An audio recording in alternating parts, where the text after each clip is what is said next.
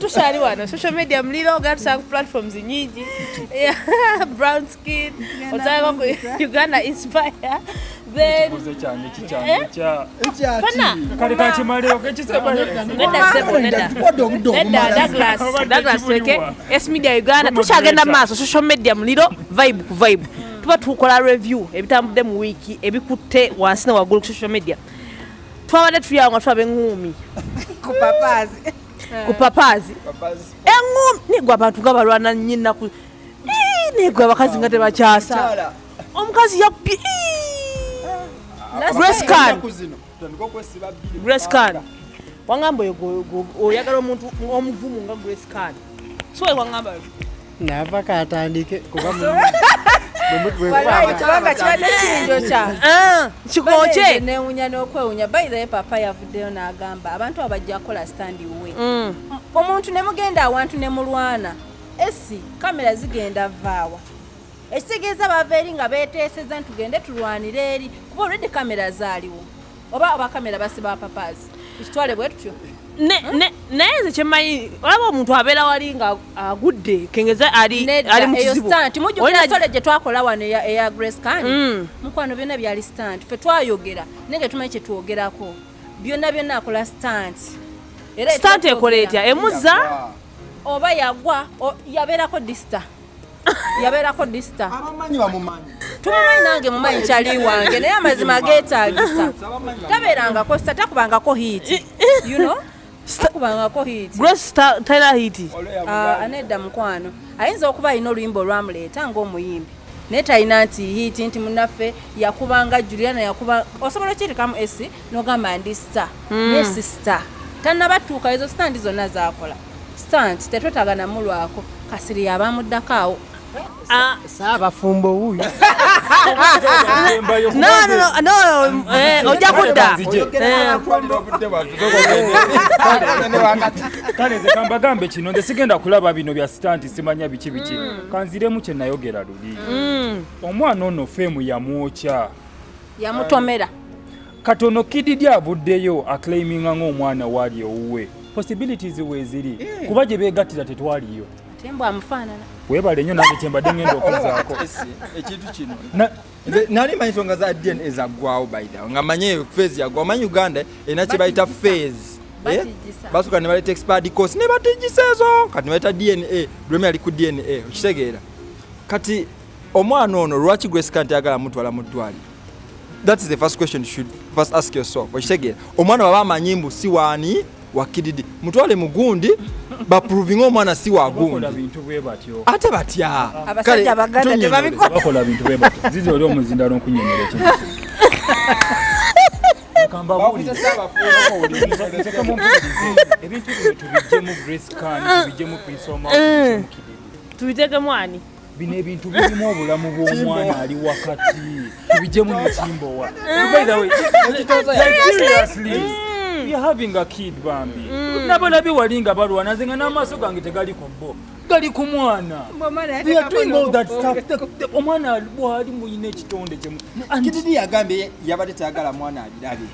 but the mother brought the problem nati nze kankubuulire mwe muli bantu bakulu abategeera bwe mukola ensobi nze nja kuba nenyanze sigenda kunenya mwoyo guli muto you get kino ekintu kirimu omwana gwagamba mwana bagende ku DNA gwe ekintu kya DNA ekyo ekintu ekyasinza okubeera very sensitive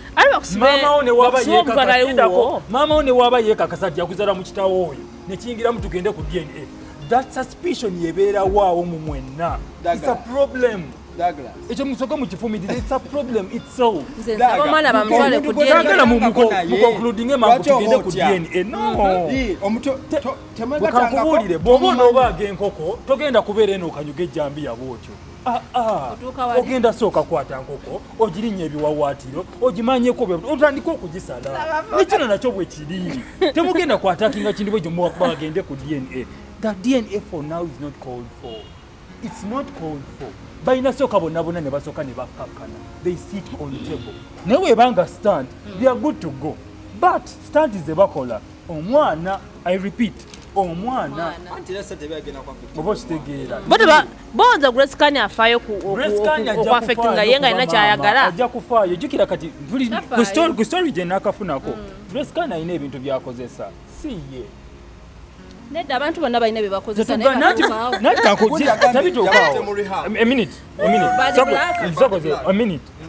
ebikuba byokozesa enkuba gye bikubamu si gye binkubamu the intensity of the drug that you use byanjawulo nanti katayinza okuba already ali addicted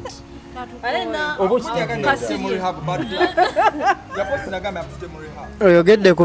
kubikuba byetukozesa nonzijukiza kofi gwenno ewajja ebbyawo ku wayini banka oba naye byebikuba byenkozesa naye ebiseera ebisinga abantu abali mu gundi abantu abali mu bintu bino ebya ati kyobala nabadde nkugamba ano off camera nkugamba nti ebiseera ebisinga bajja ne batomera ensonga zino nga bazitomedde butomezi. Grace Khan yavaayo n'atulaga nti bagenze ku DNA ne Prince Oma neeraga nti omwana wooma kati olwaleero kididi ate mumwagala omwana addeyo ku DNA bakole ki ekirala okitegeera kiba kikulagirawo nti Grace Khan waabanga teyalimba nti yagenda ku DNA enooma kitegeeza akimanyi omwana wooma oba sibuwe era ng'akimanyi nti omwana wa kididi oba sibuwe nga bali mizannyo gyabwe. Grace Khan alina ekizibu kimu nti erinnya lye lyafuuka ly'amaanyi music n'atafuuka ate ekirala Grace Khan oyo omuwala simanyi oba akyayimba yali ayimba ebyaddala n'atunuulira abatasobola bangi ye bayinza otwala nti tebasobola bangi nga bayiseewo ye n'asigala nekyatatunuulira zensobi ze yakola bye bitu by'okubeeranga mu bitu bali mu kuyombera byakweraguza bali mu kuyombera basajja bali mu kukola ki nga bano abaana bali ku kaliyazawo bazimba kati frustration eyo yonna osobola okugibala nti etuusa ekiseera eri mu kudda frustration eyo bw'ogigattako ekyokunwa ne wekiba kitenne bayimbi bangi bano babadde wano ne batuuka ku bizibu lwa nsonga egi ng'atulamu n'agamba gundi akikola atya ne sikikola okitegeera era weriyo omuntu asobola otunuulira omuyimbi n'amuwalana si lwakubanga alaba takigwana naye ng'agamba nze nina talenti nkusinga nainvestinga sente nnyingi nkusinga mbadde wano ebbanga ddene nkusinga gwe ng'otandika otyo kikubanga sinnakikolaki nga sinnakikuba ebyo bibaamu kati frustration ezo zibaamu kati ate ffe tulina ebintu bye tubuusa amaaso nga mental illness tubirabanga byalwali era kyobola ono omuvubuka Giovanni we yavuddeyo n'akyogera kyonna tukidismissinze bw'obanga oli mulwadde buli kye bagamba kiba kiyita ebyoma nze we nagira ku oyo omwana engalo bye bividiyo bye yakola n'omanga bali ku famire yoma bagipiininga cheap popularity munoonya 15 minutes of fame era ne mbatunulira ne mbesonyiwa kubanga bonna kibafaanaganya kimu nti amannya gaabo gasinga music waabo amaanyi lwansonga kirabika tebaconcentratinga nnyo ku music baconcentratinga ku stunts ezitambuza amanya ne bataconcentratinga ku music what will happen next zigenda kuba frustration kati omaye bakugamba muzeeyi we bye yakayinvestinga mu ndongo osobola n'okutyamu kati oyo asobola okukola anything for fame kubanga they have done anything with money kiganyi so kati abantu ebiseera ebisinga mulina batunuulira butunuulizi bwe mubanga mwagala okukuza society erimu omulamwa eri abantu abamu ng'eboogere bwe bakola ebintu mulina beesonyiwa mulina baleka bulesi n'ogamba nti gundi ye twamumanyira genda mu maaso gundi twakumanyira genda mu maaso oba mwe mwagala kwekuba kale mwekube mwemenye tulabe naye oli mbwe agenda kukuba munna akagatto ono n'asooka akutamamu oli n'alyoka akasuka ebyo ebintu bye muliko byakyana kitobali mbusaati bwawo bwa kisiru naye nze nja kukubuulira ggwe Grace Khan bw'obanga olaba endongo ekutawaanyiza egaanyi oyita genda ddayo okole kyoseteekeddwa okukola kuyimba bw'obanga tosobola yimba funa ekintu ekirala endongo ogyesonyiwe viira ddala mulayimulaiti ogenda okola ebintu ebirala okitegeera femu egenda bakozesa ensobi nekiramisa kasire ensonga zino bukyanga zitandika ne bibye twayogerako ono gayitavangayo kwogera Prince Oma ng'olaba kyetoolooleraawo ate batadde oluyimba olupya okitegeera kugamba olabira ddala nga stans ova oti eri n'ozannyira mu bizinesi y'omuntu nga tomanyi wa gye yagijja kati kambabuulira ekintu kimu baana mmwe abo abasajja be mulaba ababasenikira amannyo n'obbamwenyeza bakuze myaka gyegibafuga ebyo byonna bye mulowooza bye mukola ebyekisirusiru busitanti bamwe obubadibadi bwe mukola byonna tebalita kye batasobola kukola kubasinga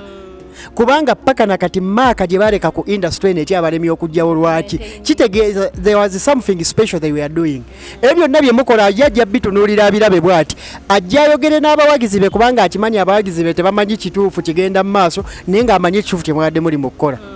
Abo abasajja naye bwakeera ku makya n'ayagala okukulaga ku mbeera asobola ogikulaga. Bakuze bakozeemu kasente bakoze connection bazimbye ebintu byabo ne batuula ebbali ne babaleka. Mulekerawo kwemolera mu bizinesi zaabwe. Olina kyotugamba Douglas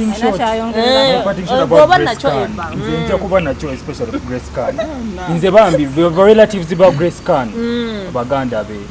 bwekibanga kituufu omwana wa Prince Omar negayirira abazadde ba Prince Omar muzukulu wammwe bw'abaddala wammwe bambi mutwala obuvunaanyizibwa. Omwana ono akaseera kalimu ali mu desperation ali very confused nga wakasire bwayogedde career ye yastambulinga kati ali awo alaba teri guddako agenda kola cheap stunts naye ate munnaye cheap stunts zakola tezaffectinga ye zaffectinga mwana kuba ye yayenjoyinde lindako Grace Khan aplaying the sex nga bwayagala omwenga agunywedde ebbaala agikoze omwana ono alina ye byatannakola bweno webituuse oli mwana waani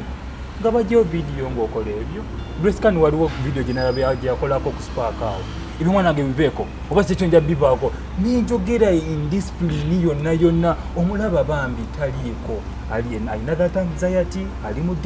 depression gye bayita dark pit hole mwali yeetaaga kuyamba buyambi kuba egenda kulwabe makindi ekivunule kale ali omwoyo gwe guli mu kizikiza mu bulumi gukaabira bw'olaba by the way the girl is not fine is in pain naye omwana nze ntundikira ngamba omwana nekira essence oyo yambadde nsaba gyongerezaako Grace Khan nga ye jjajjawe yakafa taata bajjajjawe taatawe ne jjajjawe baafa kati Mesarch alina ka video ke yakolako wande n'agamba nti omuntu mu nsi buli lw'olibeera nga tolina gw'oswalira Grace Khan aswalira ani kibuuzo Prisoma nebwakeera ku masana eyeyambula aswalira omwana akinkolere talina oli mwana tasobola kiraba kati oyo mwana aba muto ate azadde muwala ane Katonda akuba omugga ekyo nakyo kyogedde Katonda akuba omugga azadde muwala tunula maaso bwe yatandise n'omuteekako obukowekowe